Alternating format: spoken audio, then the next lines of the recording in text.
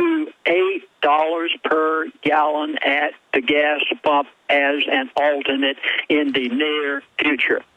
Folks, you are going to be paying $6 to $8 at the gas pump in the near future. Well, Lindsay, I saw an AP article yesterday. I saw an AP article yesterday to interrupt, where all the foreign oil companies and U.S. oil companies that had their rigs out there already drilling, the headline was, oil companies pull up stakes in the Gulf, and they're all just leaving. No new exploration, even in areas in international waters. It's over, and now Obama's saying he's going to try to stop deep drilling in the United States. And this is the move to nationalize the oil companies that we're now going to see from this. And the head of the Department of Transportation 2 months ago was in the New York Times saying, we are officially anti-car, and we're going to make you use buses and trains. So this is their dream. You will be paying $6 to $7 a gallon at the gas pump. By the way, if you're going on vacation anywhere, go quick. Don't even wait till the end of the summer. You are going to be paying $6 to $7 a gallon at the gas pump in the very, very near future. And that means airline traffic's going to go up? Oh, airlines will go bankrupt. There's no way that airlines can stand this. They'll nationalize the airlines. The government will take them over. Obama wants to make us a socialistic state, and he's going to do it because now he has the wherewithal to be able to. Now, I want to give you the other item, though. This one is future. And I have to read this. The oil spill in the Gulf of Mexico may have apocalyptic consequences. A report of the Russian Ministry of Natural Resources said the British petroleum oil spill is threatening the entire eastern half of North American continent with total destruction, report says. An ominous report by Russia's Ministry of Natural Resources warned of the impending disaster resulting from the British petroleum oil and gas leak in the Gulf of Mexico, calling it the worst environmental catastrophe in all of human history, the European Union Times reported. Russian scientists believe BP... Oh, folks, please write these words down. I'm going to spell them for you in just a moment. Russian scientists believe BP is pumping millions of gallons of Corexite, Corexite 9,500, a chemical dispersing agent, under the Gulf of Mexico waters to hide the full extent of the leak, now estimated to be over 2.9 million gallons a day. Experts say Corexite 9,500 is a solvent 4 times more toxic than oil, 4 times more toxic. The agent, scientists believe, has a 2.61 ppm toxicity level, and when mixed with the warm waters of the Gulf of Mexico, its molecules will be able to phase transition. This transition involves the change of the liquid into a gaseous state, which can be absorbed by clouds. The gas will then be released as toxic rain, leading to unimaginable environmental catastrophe, destroying all life forms from the bottom of the evolutionary chain to the top. Alex? Yes, sir, I'm listening here. Continue.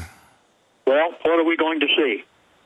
If they don't contain this thing, and this is a big if. I hope tomorrow morning that BP will be able to cap this whole thing. That is my wish. I'm begging. I'm pleading. I'm asking. Please do it.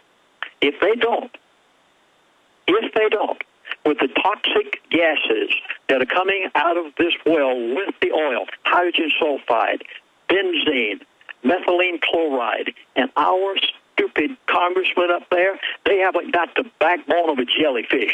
They don't have an ounce of care for human beings, or they'd be telling them what the Environmental Protection Agency has found that is blowing over the land. Now, I was a pilot for 30 years.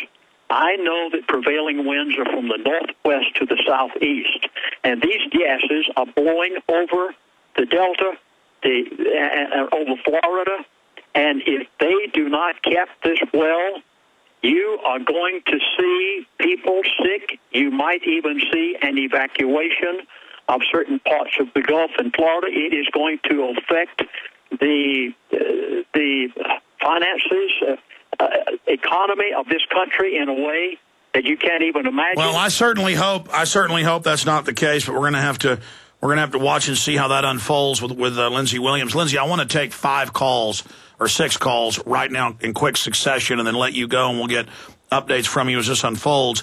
But before we go to these calls, give folks the website and the phone number again, because you called me about this in the last 4 or 5 days. You've been working on a DVD that was just completed or shot yesterday, where you break all this down in a video format, and tell folks how they can get your breakdown of this information. I did a CD on yesterday. We had to do it quickly. Oh, so it's audio. To be okay. able to get this information out. All of what I've said today is on there, plus I have pages of information that's not there. I beg of you, you know my DVDs and CDs are not copywritten. You must get this out to millions of Americans. Alex Jones Show, you've got to get everybody to go on the web and look at it.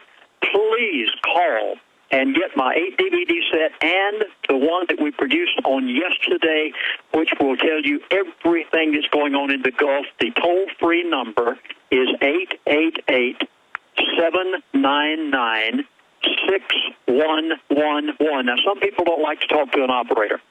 Please go on the web to prophecyclub.com. You can get it there if you wish. That's prophecyclub.com, or our toll-free number, 888-799-6111. The operator's standing by, and oh, by the way, they will have English voices.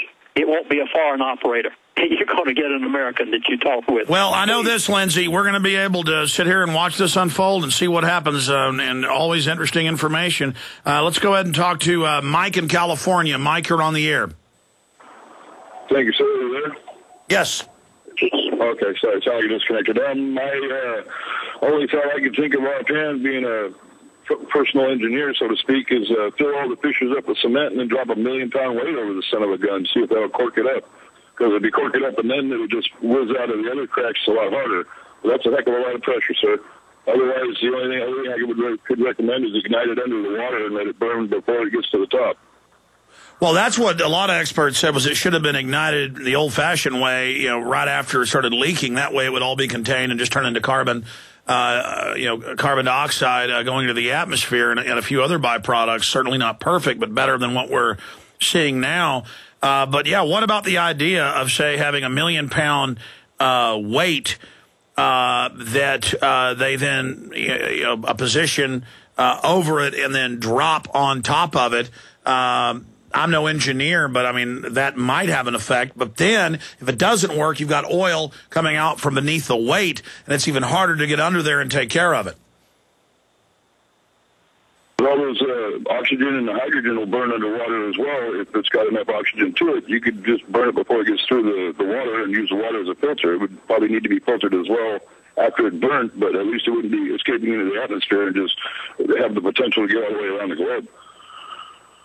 Oh, absolutely. Well, I mean, it's just getting crazier and crazier because government doesn't know how to get rid of it, and now they're talking about a nuke. And I just can't imagine if they detonate a nuke down there and it just causes more fissures, and then instead of having one leak, it creates a bunch of other cracks and underground channels. You could have a mess many times worse, and instead of 500,000 or 1,000,000 or whatever it really is, 4 or 5 million, like some of the Lindsey sources are saying, then it could be 10 million, 20 million. I mean, it's crazy to talk about using nuclear weapons down there. And I sure hope they haven't hit some new strata of oil, some new mega strata, and that this sucker could go on for years. I mean, and can you imagine how government's going to say, listen, we got the solution. You pay Al Gore and the Rothschilds a big tax, and they'll wave an environmental wand, and see, we've got to get rid of the petroleum economy, and we've got to take control of society and make you all energy poor because of the oil spill, because of the oil spill, because of the oil spill. And how this is happening right on time for Obama. Yes, it's politically destroying him. It's going to politically hurt BP. But one thing I've found with the globalists is they will fall on the sword individually to give more power to the organization.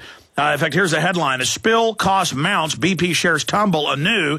U.S. lawmakers want more compensation. Obama, Cameron to discuss issue. Appreciate the call, Mike. Good points. Lindsey Williams, what's your take on the idea he had for dropping a big weight on it? A number of years ago, I was on the Trans-Alaska Oil Pipeline, and they put in that 800-mile pipe over an inch thick. 2 weeks ago, BP closed the Trans-Alaska Oil Pipeline. There's no oil flowing through it today. The reason being is that the abrasive substances in oil and the pig that they must run down that pipe from time to time to get out all the paraffin has so weakened the pipe, has broken it down to the point that it is so thin that it is almost like paper thickness in places, and the abrasiveness